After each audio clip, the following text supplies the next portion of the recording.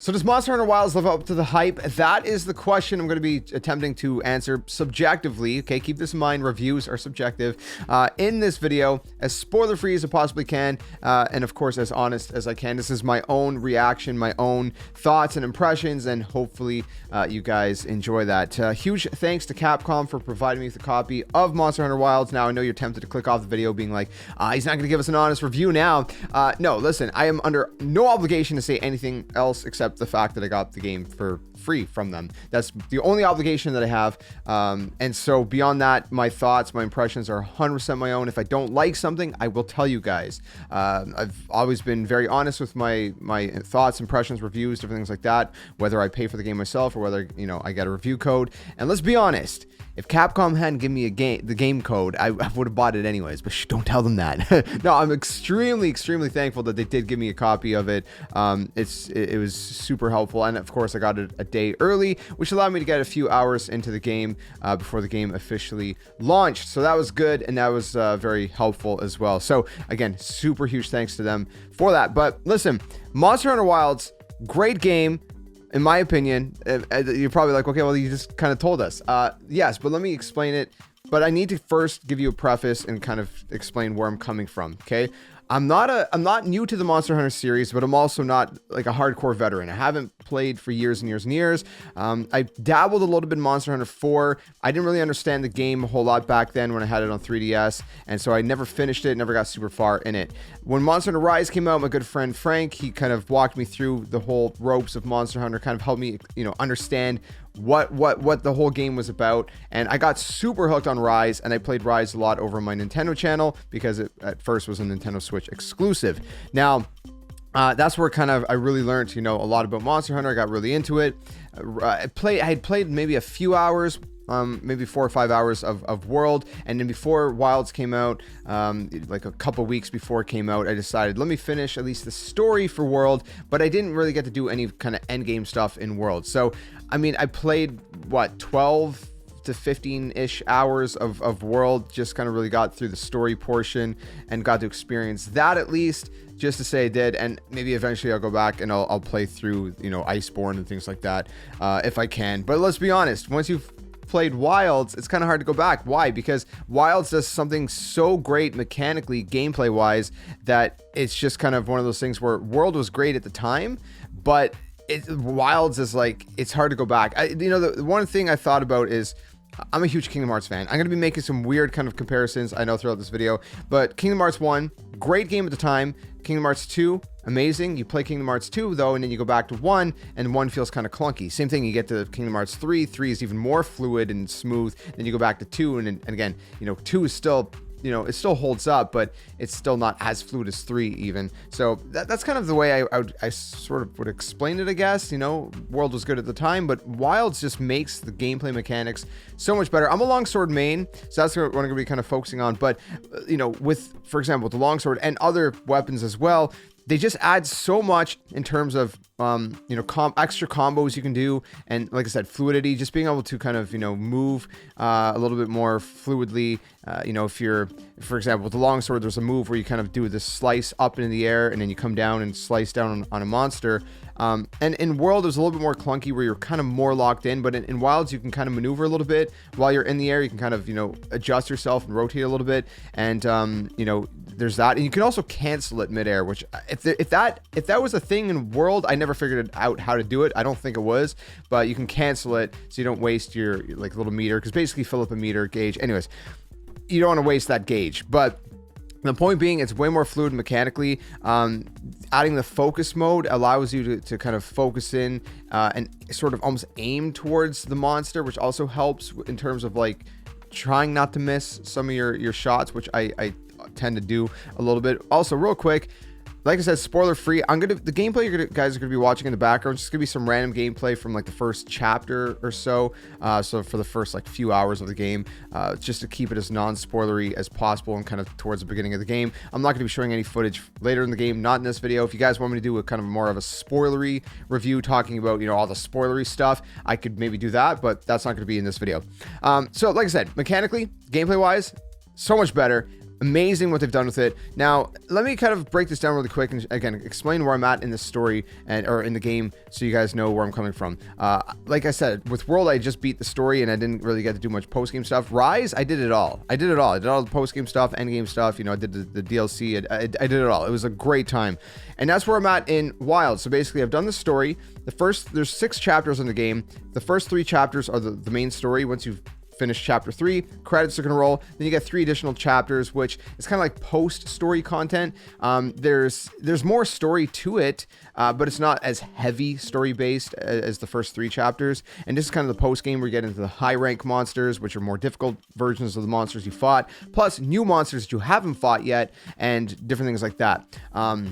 And that's kind of what that's about. So I've done the post story as well. So I've finished those 6 chapters, and now I'm into the end game. The end game is kind of like where, you know, there's not really much story going on. There's some end game side quests, and you're mostly kind of just grinding towards, you know, hunting certain monsters to get gear sets and whatever different weapons that you want to get and different things like that. So I've done a little bit of the end game at this point. You know, some of the end game side quests. Haven't done all the end game side quests yet, but you know, again, I wanted to get this review out. In terms of gameplay time, I think the end game in Monster Hunter, you know, when you go to your hunter profile, I think it said that I spent almost like 33 hours in game so far, which again is nowhere compared to like how many hours people are going to put in the life cycle of a game like this. But you know, I'm not going to spend hundreds of hours before making this review, so that's understandable. Again, I wanted to make sure I got to the end game at least to give you as much as my thoughts as I possibly can. That's where I'm at. So what are my thoughts? First of all, music, as you can see probably behind me, you know, got a lot of instruments. You know, I love music. I'm an audiophile, and the music is great in this game. It's fantastic. And by the way, I don't mean to say like, oh, look at all the instruments, I know more about music than you. That is not what I'm saying whatsoever. I just wanted to quickly say that because kind of sound like maybe that's what I was saying. But anyways, the music is fantastic. The scores in Monster Hunter games are always so great, especially when there's certain monsters that, you know, have appeared in previous games and they reappear in, you know, future games. There's always a similar score, but maybe like with a little bit of a tweak. You know, it's kind of familiarity, but they kind of tweak it a little bit to kind of fit, you know, the new game or whatever, or this new version of the monster. And that's the thing about the monsters in this game as well, is there's so many monsters that they have, returning monsters and new monsters. Again, I'm not going to spoil anything, but you know, some of the great stuff is, you know, some of the returning monsters might have some like changes to them, right? They might be new versions or whatever. Some of them might not be. Some of them might just be kind of your classic old, you know, what you remember them as, and there's nothing really new about them. Then there's the new monsters, which are completely new, and that's its whole own thing as well. So a great variety of monsters, I think, in different locales, different environments that just kind of add a little bit of a different, you know, mixture of monsters to be able to hunt that all have their unique kind of ways that you have to attack them, right? Some of them are a little bit more kind of armored and tough, and some of them are a little bit more kind of, you know, squishy and fluid, but like they're, well, when I say squishy, not squishy like they're easy to fight, but just kind of like in terms of their, you know, in terms of fighting, like in terms of like your weapons are not going to be, you know, not the same as like the ones that are armored, right?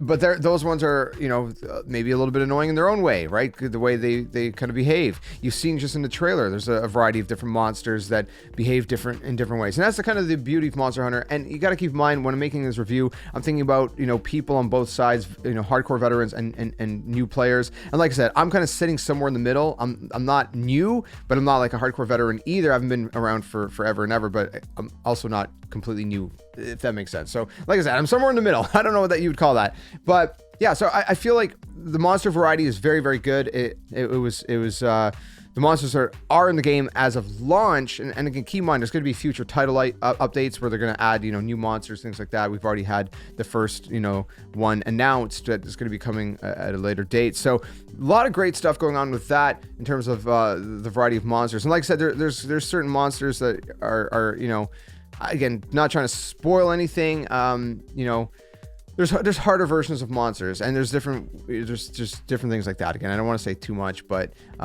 it's exciting. And like I'm saying that beyond just like the low rank versus high rank, there's other kind of versions of some monsters that you're going to fight, and again, you'll see when you get there. In terms of everything else, so we talked about the music as well, the monster variety, locales, environments, right? The maps feel a little bit bigger than previous Monster Hunter games, and because of that, I feel like there's maybe less maps. Not significantly less maps, but like again, I didn't count the maps, but you know, let's say, you know, hypothetically, if there was 5 smaller maps in a previous game, maybe there's like 3 larger maps in this game, or 4 larger maps, or let's say hypothetically. Again, I haven't counted the maps, so don't quote me on that, but it feels like there's maybe less maps in previous games, you know, just thinking off the top of my head. Nonetheless, the maps are pretty large, and that's really cool.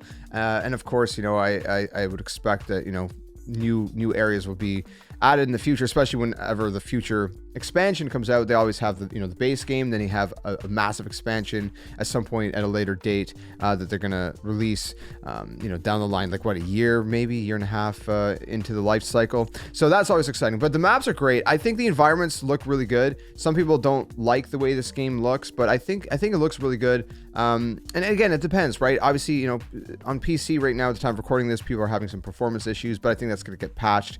Again, I'm recording this like the beginning of March 3rd at the time of recording this.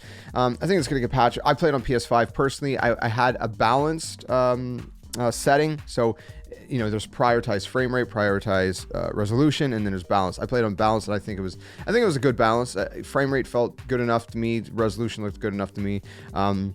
And I think it's a beautiful game. We know the environments we do have are just really nice to look at. They're really gorgeous to look at. You know, whether it's, you know, like kind of icy, snowy areas, or volcanic areas, or deserty areas, or forestry areas. Again, I'm just kind of generalizing. I'm not telling you guys exactly which areas are or are not in the game. Besides the deserty one, you know, that one's in the game.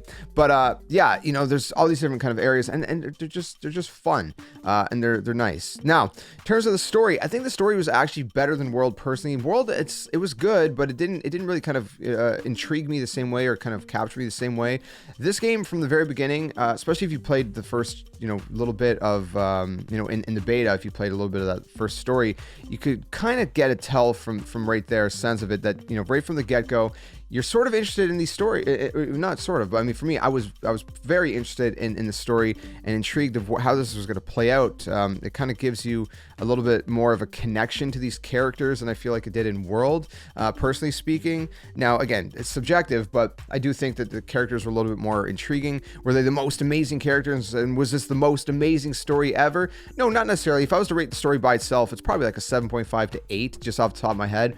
But I think that's good enough that it's like, it keeps you intrigued, interested. You want to see how this is going to play out. And for the hardcore, you know, Monster Hunter fans out there, there's a lot of hidden stuff. Monster Hunter games don't typically directly connect. They're all in the same universe, but there's not like a direct, you know, connection. But there's some connections to previous Monster Hunter games that, you know, I had pointed out, again, from my good buddy Frank, that he pointed that out to me. So thanks to him for that, because I probably would have missed out. And ironically, some connections specifically to Monster Hunter 4, which is the one game that I first played that I still haven't finished. So I'm gonna have to pull out my 3DS, finish that. But there's some connections there in terms of that, you know, and just yeah, it's just that sort of, I don't know, it's just the story felt more interesting and intriguing. You're like, I want to see how this is going to play out. The characters felt a little bit more developed, right? You felt a little bit more connected to them than like I said, than in Monster Hunter World.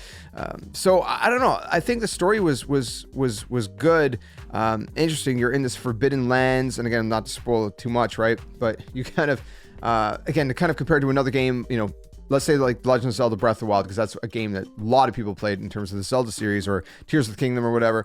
In that game, you know, you have the different tribes. You have the Gorons, the Zoras, different things like that. You go to these different regions. They have their own stories. And you're kind of, you know, exploring their own stories, but they're also part of an overarching story that kind of threads through it all. And that's kind of what's going on with Monster Hunter Wilds, right? You're going to explore different regions, meet different kinds of people, different tribes, whatever. And there's sort of like this, you know, they have their individual stories, but there's also like this main thread going through all of it, tying it all together. And I think it was done very well. You know, could the story have been a little bit better, a little bit more interesting? Yeah, probably. But like I said, you know, if I was to rate the story by itself, 7.5 to 8, maybe, it was good. I think it was good enough to keep you interested, to get you through the story. And, you know, it was more interesting, in my opinion, than World. So that was good. In terms of everything else, like I said, you know, the gear, there's a lot of gear that looks absolutely incredible, you know, like armor and stuff, armor sets, you know, weapons, different things like that. Really nice stuff in terms of, you know, the different options that you have in the game. and just what the gear looks like based on different monsters. And let's say there's a monster that you fight in low rank, and then that same monster appears in high rank. They have different gear sets that look slightly different colorations, different color palettes, different things like that. And I think they're really, really nice. I absolutely love what the gear sets look like in this game, and the weapons. They're just amazing. And so I think I'm going to spend a lot of time hunting for all of that and grinding towards, completing gear sets. So I think that is also a very good, point. In terms of cooking, I want to mention this really quick. This is kind of like one of my gripes, I guess.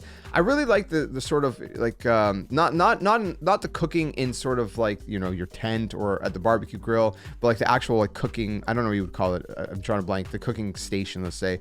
I love the one in Monster Hunter Rise, and it kind of set the tone for me. And so anything that's like not as cool as that, it just kind of feels like lackluster. And we don't really have that to that extent. Also, it felt like World gave you a little bit more options in terms of how to mix ingredients, different things like that. You can definitely mix ingredients. You can you have ingredients, and you can add different resources to kind of concoct different kind of meals and different things like that. And it might just be that I haven't fully explored the depth of the cooking. It just feels like I prefer, again, this is more like a visual thing, it's more of a presentation thing more than the cooking itself and the options. Yeah, I just like the kind of the cooking cinematics and stuff in Rise, but the food looks pretty good and realistic. Not well, realistic figure, generally speaking, relatively speaking, in this game. So all that to say, what would I rate Monster Hunter Wilds as a whole? I think from my experience with it, this game is really good. It's a good entry point. Some people have said maybe it's easier than previous games. That might be true.